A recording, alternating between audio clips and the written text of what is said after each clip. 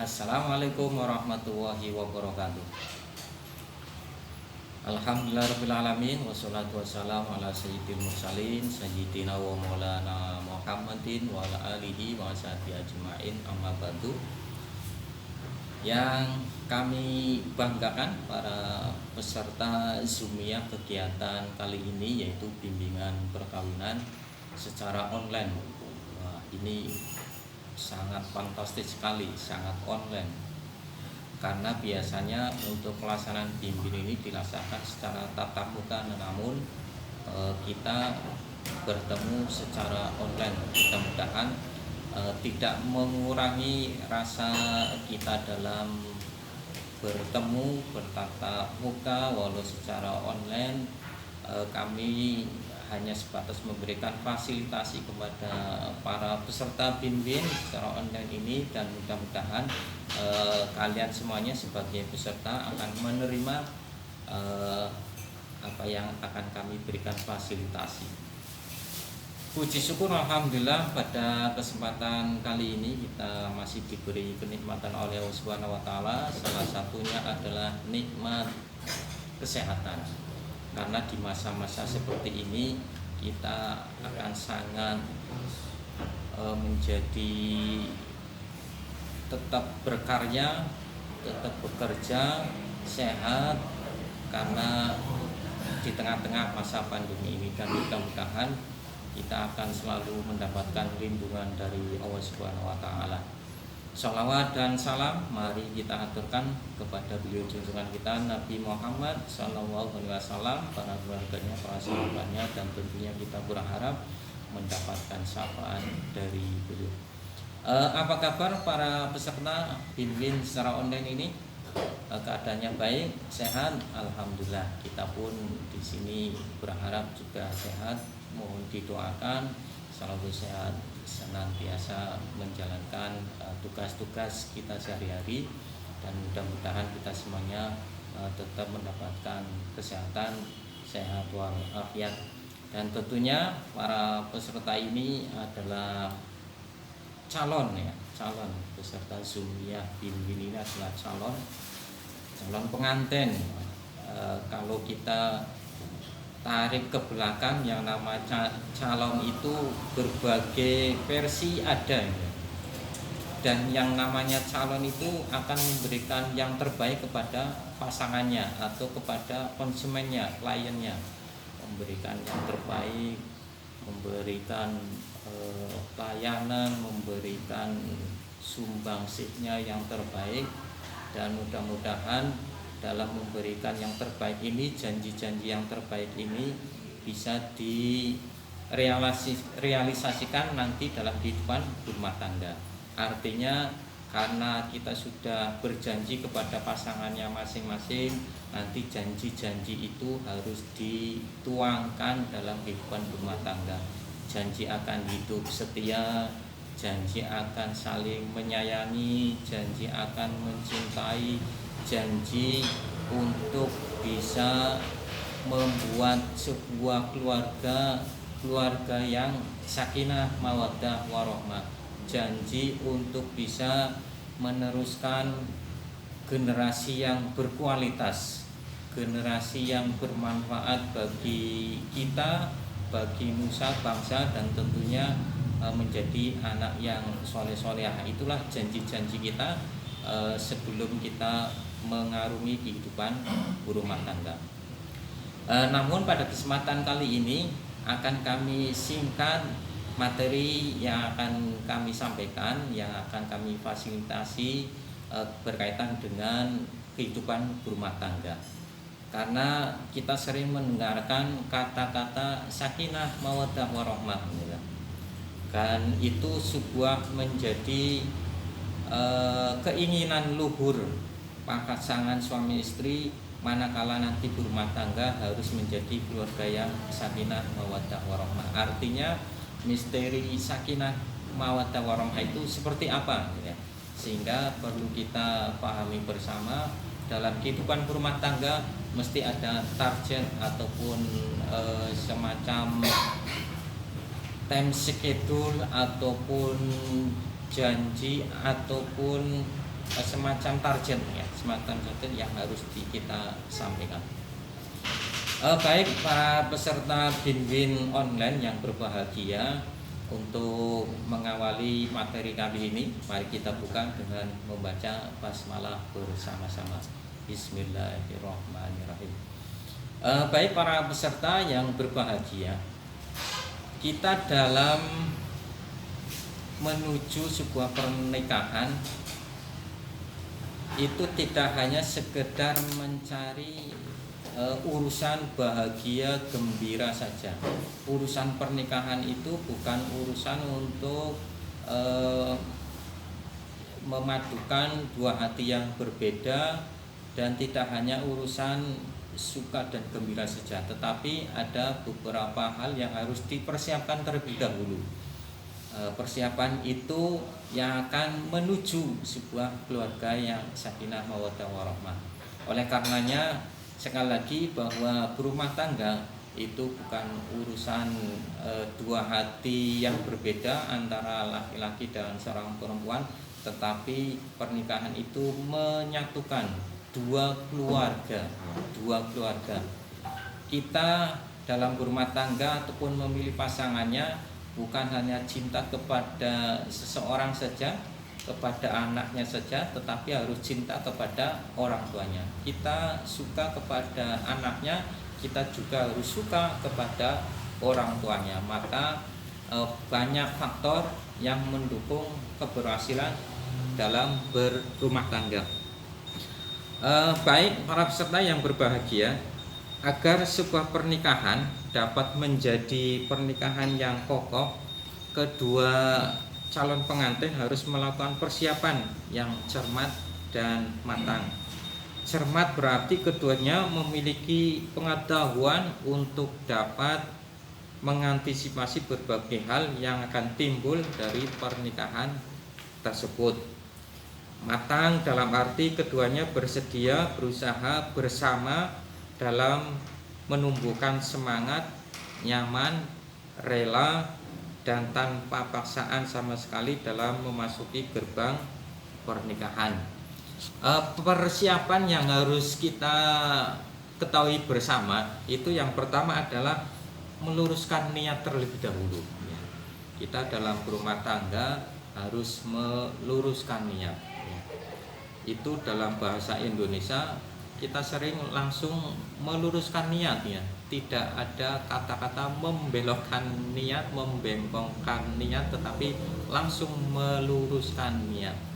Itu persiapan yang pertama, meluruskan niat. Bagaimana kita dalam berumah tangga, niatan itu harus dibersihkan, bahwa niat kita mengikuti sunnah Rasul karena sudah menjadi sunatullah. Kemudian niat kita untuk meneruskan keturunan, niat kita untuk mencari ridho dari Allah Subhanahu wa taala. Tidak ada niat yang lain.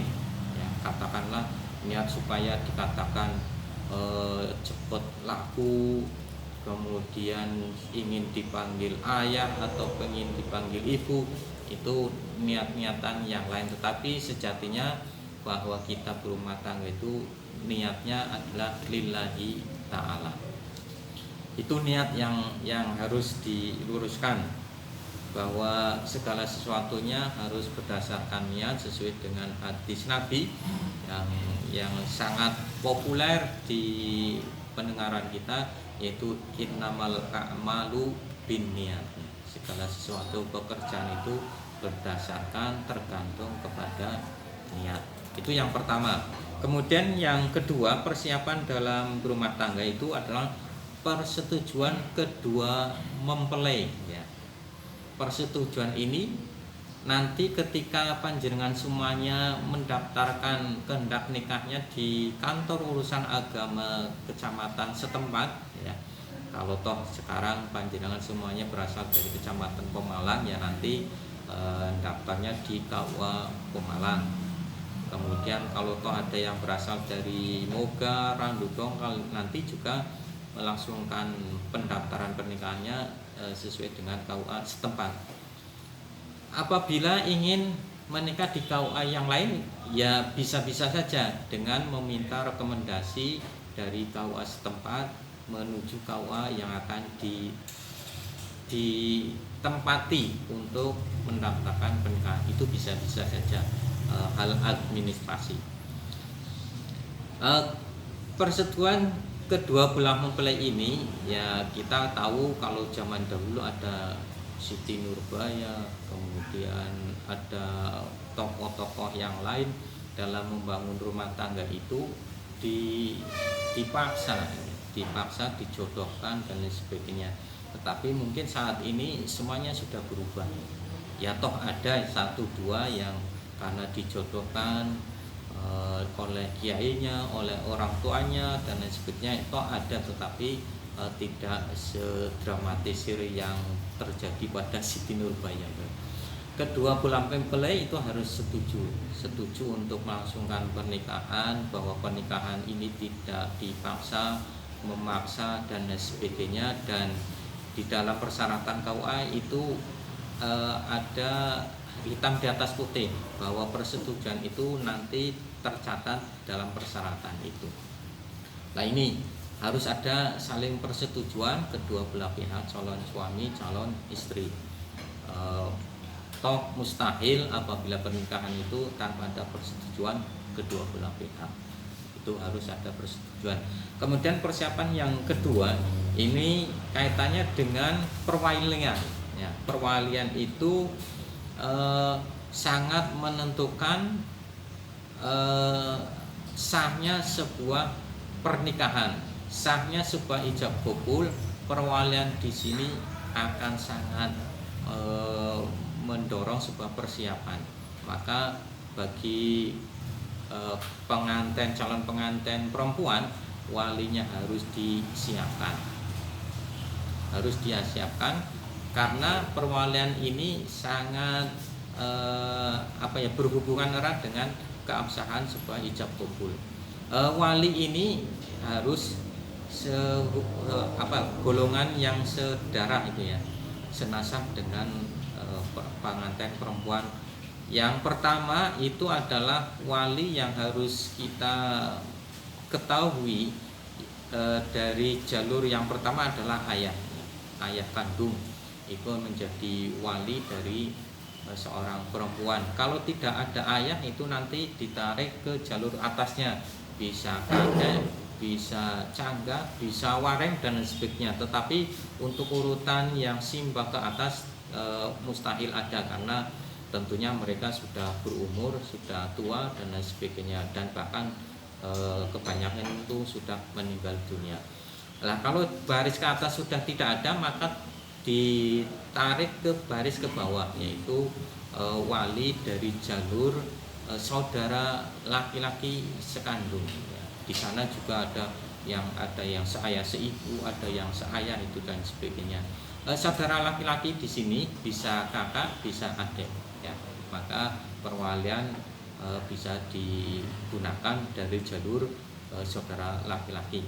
Kalau tidak ada saudara laki-laki, kita tarik ke jalur kanan, yaitu bisa Pak D, bisa Pak Lik, yaitu saudara dari ayah. Kalau saudara dari ayah tidak ada, nanti kita ambil dari jalur kiri, yaitu anak dari paman. Katakanlah berarti sepupu, ya, anak dari paman.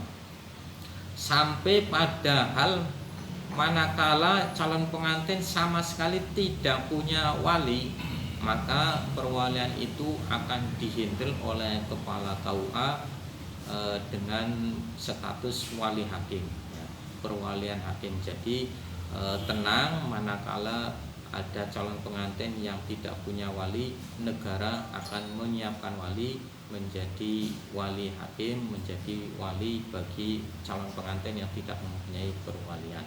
Itu.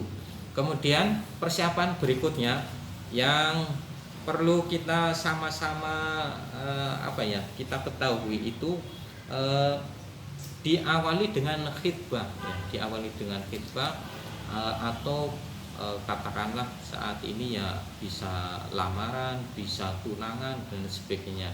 Karena khitbah ini adalah semacam rambu-rambu bahwa seorang wanita itu sudah ada yang istilah Jawanya ngecupi gitu ya, ngecupi. Ada yang ngecupi. Jadi khitbah ini harus ada ya, menjadi persiapan supaya persiapannya itu jelas, karena setelah ada khitbah biasanya sudah ada rancangan untuk menikah sebulan berikutnya, 2 bulan berikutnya, atau 3 bulan berikutnya. Nah, itu di proses khitbah ini akan dibicarakan di sana antar dua belah pihak, yaitu orang tua laki-laki dan orang tua perempuan. Yang perlu disiapkan lagi yaitu pemberian mahar. Nah, itu juga harus disiapkan sebelum pernikahan. Artinya mahar ini pemberian dari seorang laki-laki kepada seorang perempuan. Dan kita tahu beberapa bulan yang lalu sempat viral itu ada mahar berupa sandal jepit, kemudian yang lebih viral lagi mahar dengan ayam bakar itu. Itu ya sangat beragam, padahal ritual suci kemudian kok dicampuri dengan hal-hal yang bersifat nyeleneh, guyon dan sebagainya. Dalam hal ini saya kurang sepakat, karena Nabi Muhammad itu memberikan rambu-rambu soal mahar itu khotam walau bil hadid ya, cincin walau dari besi itu. Dan mungkin saat ini khotam bil hadid itu ya bisa digantikan dengan emas, cincin emas, cincin perak dan lain sebagainya. Dan saya yakin bahwa perempuan itu akan condong ke yang keemas-emasan ya, ke perak-perakan. Dan toh kalaupun diganti dengan uang juga boleh ya. Dengan mas kawin uang 1 juta, dengan mas kawin uang 10 juta dan lain sebagainya. Dan bahkan ada yang memberikan mas kawin berupa mobil apa gitu lah ya, mobil Pajero atau Phantom dan sebagainya. Maka kalau hal-hal yang sifatnya nyeleneh saya kira tidak pas, karena itu bisa mengurangi ritual suci berupa ijab kabul. Nah, itu yang perlu disiapkan, dan mahar ini bisa dibicarakan antara seorang perempuan dengan pasangannya, mahar apa yang pas untuk diberikan. Bisa di istilahnya tawar menawar itu ada. Kemudian di sana lagi juga ada persiapan yang perlu disiapkan oleh calon pengantin, itu walimatul urs, walimatul ars ya. Walimah, karena walimah ini sebagai iklan bahwa seseorang itu telah menikah. Jangan sampai tidak ada walimah ya. Karena walimah ini ya tadi memberitahu kepada masyarakat, handai tolan tetangga, bahwa seseorang itu telah menikah. Sehingga mana mungkin ada pernikahan yang tanpa walimah ini ya, pernikahan yang di bawah tangan, sirih dan sebagainya, terkadang tanpa ada walimah. Oke, para peserta yang berbahagia, kaitannya dengan keluarga yang sakinah mawaddah warahmah. Sakinah itu tenang, mawaddah itu cinta, rahmah itu penuh kasih sayang ya. Keluarga itu yang harus yang sakinah mawaddah warahmah. Dan keluarga ini yang harus kita jalani itu tentunya ada hal-hal yang harus dipenuhi. Bisa dikatakan bahwa keluarga yang sakinah itu tidak lepas dari pemenuhan kebutuhan ya. Tidak mungkin keluarga sakinah itu kebutuhannya tidak terpenuhi, itu tidak mungkin. Maka sekali lagi bahwa keluarga sakinah itu harus terpenuhi kebutuhannya, kebutuhan sandang, kebutuhan pangan, kebutuhan papan dan sebagainya, itu harus terpenuhi ya. Mana mungkin keluarga sakinah tetapi kita ikut orang tua terus misalkan ya. Tidak punya rumah misalkan, tidak mungkin keluarga sakinah itu tidak makan, itu tidak mungkin. Keluarga sakinah itu tidak berpakaian, itu tidak mungkin. Maka sekali lagi bahwa berumah tangga akan sangat erat dengan kebutuhan, pemenuhan kebutuhan dan hal-hal yang nanti akan dihadapi dalam kehidupan rumah tangga. Nanti kita punya anak, anak itu juga harus diberikan sandang, harus diberikan pendidikan, harus diberikan kesejahteraannya dalam kehidupan sehari-hari. Kemudian nanti kita akan berhadapan dengan kebutuhan mengembangkan usahanya, membeli rumah dan lain sebagainya. Nah, itu dalam materi ini kami biasa memberikan materi untuk target keluarga sakinah itu dengan nama sungai kehidupan. Ya, sungai kehidupan kita letakkan batu pertama adalah umur kita saat ini, kemudian batu 2, batu 3, batu 3 adalah umur terakhir kita menutup mata. Katakanlah ya kita berkeinginan umurnya panjang sampai 90 tahun, 80 tahun dan sebagainya. Lah dari umur kita yang pertama itu yang katakanlah umur 25, kemudian di tengahnya nanti di batu yang tengah nanti akan ketemu umur. Setiap kelipatan 5 tahun itu harus ada target ya, harus ada target. Tadi kita umur 25 tahun, maka 5 tahun pertama setelah menikah umur 30 tahun, maka targetnya itu apa? Maka 5 tahun pertama kemungkinan target yang akan kita raih yaitu meneruskan keturunan, punya anak terlebih dahulu. Maka kurun waktu 5 tahun itu ada bisa kita mempunyai 2 anak. Kemudian 5 tahun berikutnya kita ingin beli rumah, 5 tahun berikutnya ingin mengembangkan usaha, 5 tahun berikutnya ingin daftar haji, 5 tahun berikutnya ingin menikahkan anak dan sebagainya.